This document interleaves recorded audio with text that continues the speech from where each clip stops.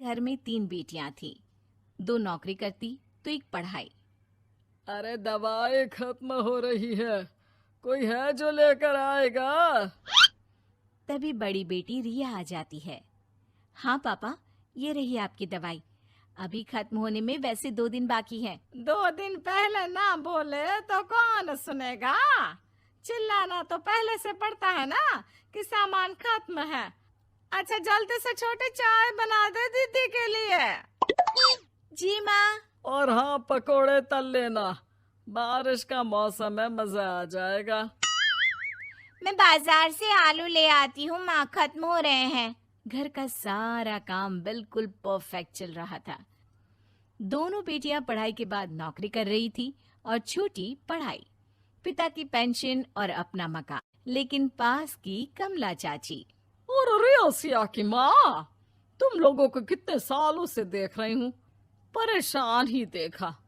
भगवान एक बेटा दे देता तो। अब किसी जन्म का कर्म खराब रहा होगा चाची, जो लड़का नहीं हुआ। वैसे काश एक लड़का हो जाता। पास छोटी बैठकर पढ़ रही थी। वो माँ की बात सुनकर किताब बंद कर देती है और खिड़की में खड़ी हो जाती है। खिड़की के बाहर रवि, जो कि पास ही में रहता है। अरे छुटकी, क्या सारा दिन किताब में नजर गड़ाई रहती है? मैं नकल करना सिखा दूंगा, तू आराम से पास हो जाएगी। आजा, चलना, सब बाहर खेल रहे हैं। तू तो लड़का है, फिर पढ़ता क्यों नहीं? तेरे सर पर तो माँ पिता की जिम्मेदारी भी है ना। कैसी बात कर रही है यार?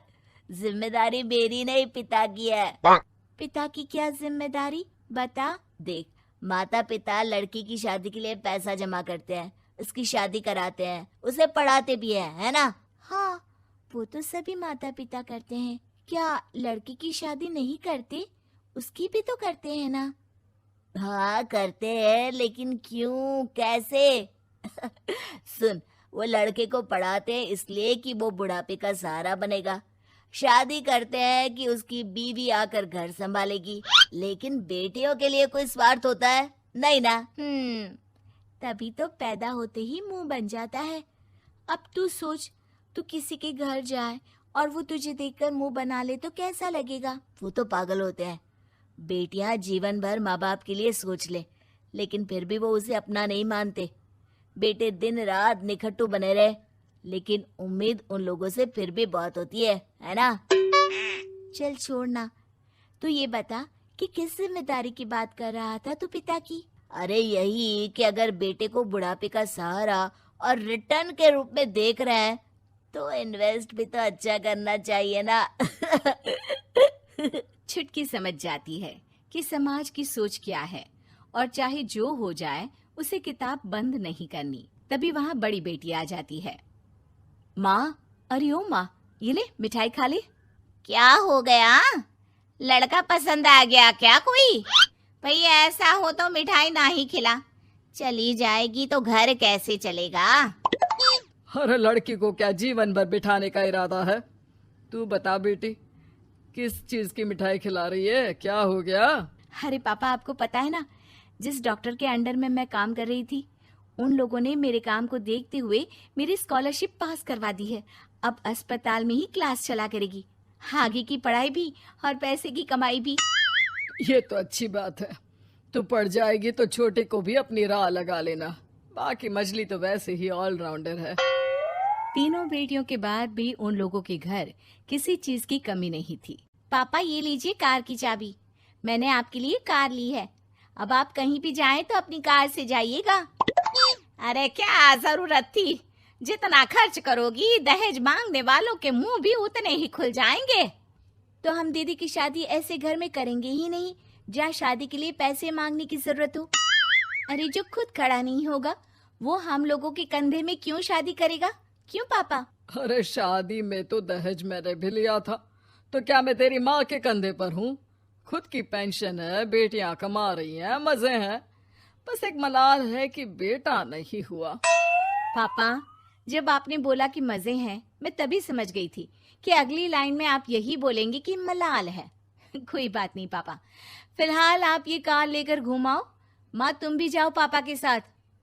दोनों पति पत्नी बेटी की दी गई गिफ्ट कार में बैठकर घूमने निकल रहे थे कि पड़ोसी बोल पड़ता है। अरे भाई साहब, नई कार, यहाँ तो साइकिल भी बेचने की नौबत है।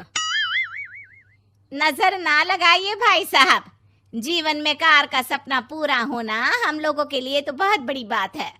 हाँ हाँ, लाखों की कार हम हजारों की कमाई वालों के लिए कहाँ मुमकिन थी, ऊपर से तब जब कोई बेटा भी नहीं है।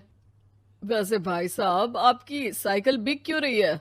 भगवान की दुआ से तो आपके 4 लड़के हैं। हाँ हाँ, आपको तो हेलीकॉप्टर से घूमना चाहिए। और खाक हेलीकॉप्टर भाई साहब, अब क्या छुपाना, 2 लड़के तो कुछ कमाते ही नहीं, सारा दिन टीवी मोबाइल में लगे रहते हैं। और बड़े 2 जो किसी तरह जिम्मेदार बने भी हैं, बहू के कहने पर 1 पैसा हम लोगों को नहीं देते, ना इज्जत है ना मान सम्मान। हाँ भाई साहब, भाभी बता रही थी, बहू के होते हुए भी नौकरानी की तरह सारा दिन लगी रहती है घर के कामों में। आप किस्मत वाले हैं भाई साहब, जो बेटियां घर के साथ साथ बाहर का काम भी पूरी जिम्मेदारी से संभाल रही हैं। हाँ वो तो है, लेकिन कब तक? एक ना एक दिन तो ससुराल निकल जाएंगी, फिर तो वही हम दोनों और वही पेंशन। आप लोग भी कौन सा संजीवनी बूटी खा कर आए हैं? चलिए चलिए जाइए, नई कार का मजा लीजिए। अच्छा ऐसा करते हैं, मेरी बहन के घर चलते हैं, काफी वक्त हो गया है मिले। दोनों बहन के घर जाते हैं, जहाँ उसकी बहन और उसका पति बैठकर चाय पी रहे होते हैं। अरे भाई भाभी, आज रास्ता कैसे भूल गए आप लोग? अरे हम तो फिर भी भूल गए, तुम तो कभी नहीं आते हमारे घर। अरे कोई आने का साधन भी नहीं है ना, अब बस से आना हम लोगों के बस की बात तो रही नहीं भाई। अरे दीदी, 2 कार थी आप लोगों की, कहाँ गई? भाभी वो तो जिसकी थी वो ले गया।